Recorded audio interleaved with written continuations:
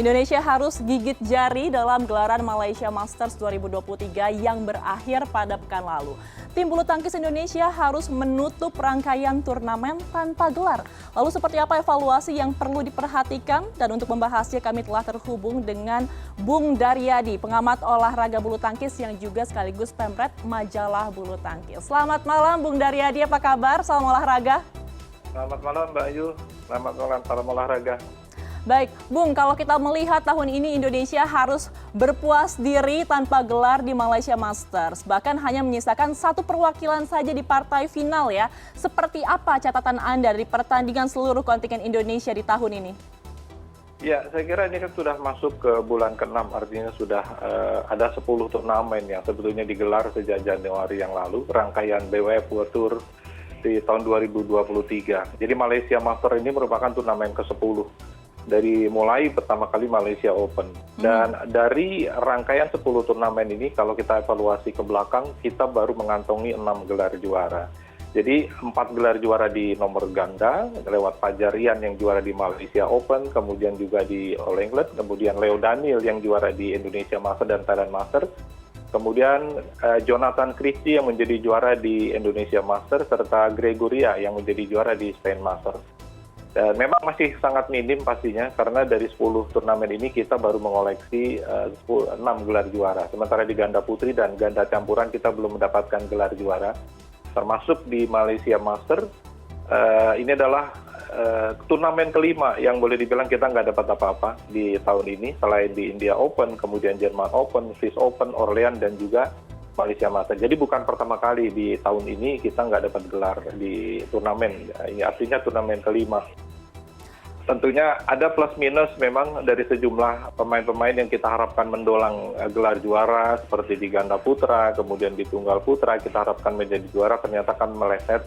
Kemudian justru yang mengejutkan adalah penampilan Gregoria Mariska yang sampai ke babak final walaupun pada akhirnya ia kalah dari Akane Yamaguchi. Namun kalau melihat prospek permainan dari Gregoria sepanjang tahun ini, saya melihat memang cukup banyak mengalami peningkatan dibanding sebelum-sebelumnya. Artinya di tahun ini dia sudah masuk di area 10 besar, tepatnya di peringkat 9 dunia.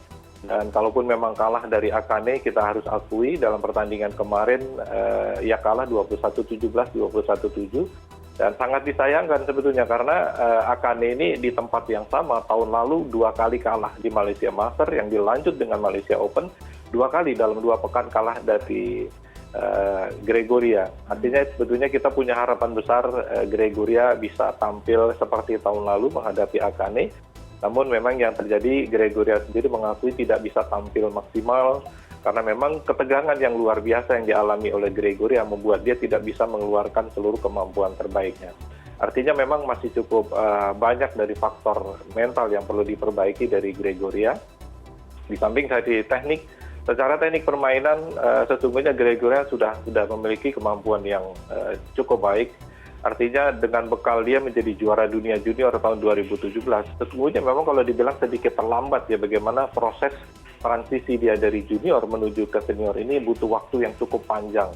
Ini kan berbeda dengan Akane yang setelah menjadi juara dunia 2013-2014, dengan cepat dia langsung bisa adaptasi di senior dengan merebut berbagai juara. Kemudian juga Ratchanok Intanon yang selesai menjadi juara dunia junior di tahun 2009 sampai 2011. 2 tahun kemudian dia sudah menjadi juara dunia di sektor senior. Atau Chen Yufei yang jadi juara di 2016 dan langsung bisa melejit dan menjadi juara Olimpiade.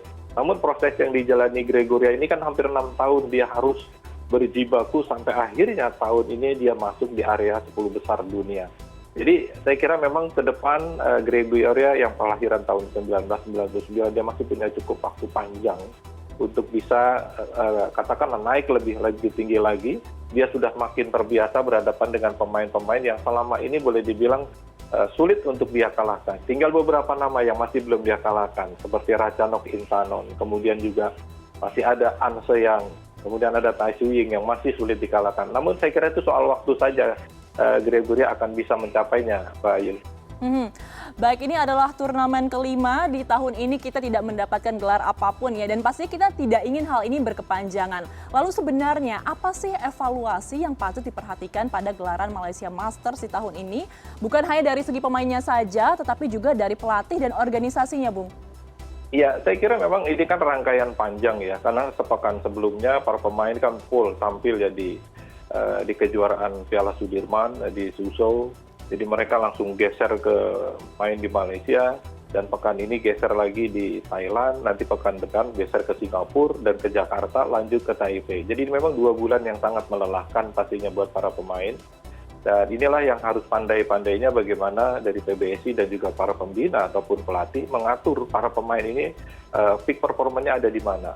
Ini harus lebih hati-hati lagi, kenapa? Ini kan sudah dimulai penghitungan poin Olimpiade sejak Piala Sudirman yang kemarin. Artinya ini para pemain ini harus benar-benar bisa mengatur, jangan sampai kejadian cedera yang seperti dialami kemarin Christian Adinata. Sangat disayangkan sebetulnya, ini adalah pemain yang sangat potensial yang kita harapkan bisa bersinar, namun justru mengalami cedera yang di luar dugaan kita. Padahal kita sangat berharap besar terhadap seorang Christian Adinata. Dia adalah pemain kelahiran 2001, artinya dia adalah seumuran dengan pemain-pemain seperti Kun Lafut, kemudian Pondai Narauka, Laksia Sen, Lee Si Feng, dan juga pemain-pemain yang boleh dibilang seumuran dengan dia. Kita ini baru punya Christian Adinata. Semula kita berharap ada Sabda Perkasa Belawa yang juga kelahiran 2021, namun Tuhan sudah lebih dulu memanggil dia, sehingga harapan kini ada di Christian Adinata. Namun dengan cederanya Christian, tentunya dia butuh waktu yang kita tidak tahu sampai berapa lama dia akan istirahat. Dan kini tumpuannya memang ada pada di tunggal putra, masih tetap pada 3 pemain kita, Ginting, kemudian Jojo, dan juga kepada Chico Auradiwardoyo. Dan yang menjadi catatan adalah bagaimana di ganda putra, yang selama ini memang tetap menjadi pendulang gelar juara paling banyak bagi Indonesia. Dan di tahun ini pun walaupun jumlahnya tidak terlalu banyak, masih 4 gelar, namun masih cukup banyak yang perlu dikejar lagi agar dia meleset target untuk di Olimpiade. Kita punya 6 pasangan. 6 pasangan yang kemampuannya boleh dibilang merata. Sehingga siapa nanti akan lolos ke Olimpiade di Paris tahun 2024 sampai saat ini pun masih sulit untuk diterka, karena masing-masing negara punya kuota 2. Artinya dari 6 ini hanya punya kesempatan 2 pasangan inilah yang akan lolos. Namun melihat seperti persaingan ya, karena masih akan ada tahun ini saja masih ada 21 turnamen. Jadi sejak pekan ini hingga Desember nanti ada 20 turnamen BWF plus 1 kejuaraan dunia yang nilai poinnya juga akan menjadi hitungan poin Olimpiade. Jadi benar-benar harus bisa diatur, pengalaman yang kemarin benar-benar harus jadi pelajaran, sehingga ke depan dengan 20 turnamen ini benar-benar bisa dipilih dan dipilah. Turnamen mana yang benar-benar diharapkan bisa mendapatkan poin maksimal. Yang pasti di turnamen Super 1000, Indonesia Open yang akan nanti berlangsung di kandang sendiri, kemudian juga masih ada China Open dan kejuaraan dunia. Ini adalah turnamen-turnamen yang menyediakan poin maksimal, ada 12.000 poin yang disediakan di turnamen ini. Artinya pemain ini diharapkan bisa tampil maksimal di turnamen ini tentunya, Mbak Ayu. Baik, yang menarik seperti kata Anda tadi bahwa sebenarnya banyak sekali atlet-atlet Indonesia yang memiliki prestasi dan juga gemilang. Secara peringkat dunia juga kita sebenarnya cukup baik seperti itu ya, Bung Daryadi. Namun kalau kita melihat sebenarnya apa sih yang menyebabkan banyak perwakilan Indonesia ini berguguran di babak awal? Padahal kalau kita lihat beberapa di antaranya di beberapa nomor ini, peringkat Indonesia sebenarnya lebih tinggi daripada lawannya. Iya, betulnya. Memang peringkat bukanlah lagi menjadi ukuran. Peringkat 1 bukan tidak mungkin bisa dikalahkan. Kejadian yang sekarang saya mencermati di tahun 2023 ini berbeda dengan tahun sebelumnya. Artinya sudah semakin sulit untuk menerka siapa yang paling dominan. Bahkan di tunggal putra saja, yang biasanya didominasi kan biasanya Victor Axelsen yang selalu menjadi juara. Paling tidak 4-5 turnamen dia menangkan. Namun tahun ini, dari 10 turnamen yang berselenggara, ini melahirkan 10 pemenang yang berbeda. Artinya ini cukup menarik. Di ganda putra pun demikian, kita tidak bisa lagi menerka pemain-pemain yang peringkatnya di bawah ternyata dengan bisa mengalahkan yang di atasnya. Artinya peringkat itu hanya persoalan angka, tapi ketika bertarung di lapangan siapa yang lebih siap secara fisik dan mental, siapapun bisa kalah. Tidak peduli peringkatnya ada di peringkat lebih tinggi ataupun lebih rendah. Kita lihat bagaimana Christian Adinata sebelum cedera, peringkatnya adalah 57. Namun siapa yang menyangka kalau dia bisa mengalahkan sejumlah pemain yang jauh peringkatnya di atas dia. Kantapon Wangcarun dia kalahkan, kemudian juga Kidambi dia kalahkan. Kemudian juga kita lihat bagaimana hampir saja Pranoy pun bisa dia kalahkan kemarin di semifinal andaikan dia tidak cedera.